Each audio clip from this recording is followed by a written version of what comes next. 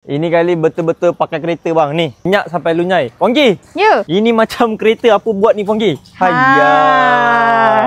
Dahsyat kan? Tengok geng, dia punya body. Sekarang kita tengok body dulu lah. Tengok body dulu. Boleh, tengok body dulu. Ush, keliling mat. Ini apa pasal ni dengan tanah-tanah, body putih. Nampak tak? Daki heavy.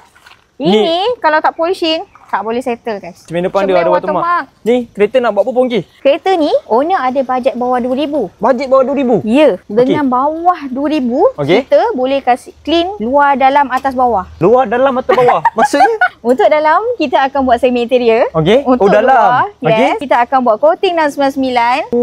Kita polish sekali lah? Yes. Cermin kita akan polish, cermin keliling. Okey. Buang watermark. And then kita akan buat undercarriage. Undercarriage. Yes, maknanya betul. Bajet bawah 2,000, siap luar, dalam, bawah. Betul. Celah semua siap. Siap. Dalaman dia ni pun kita teruk ke? Sampai nak buat dalaman sekali? Ya, betul. Teruk. Tengok ni. Seat dia dah berpeta. Oh, depan dah berpeta. Tengok belakang. Allahu Akbar. Dengan ada margarin. Ini bukan margarin Puan Gi.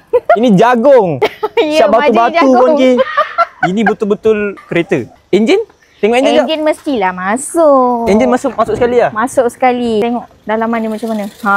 Allah. See, dengan daun-daun kering dia. Nampak? Yang mana nak tengok hasil untuk kereta Vios ni, komen part seterusnya. Nanti Puan Ki pergi settlekan kereta ni. Okey? Okey. Yang penting Marah. Marah tu.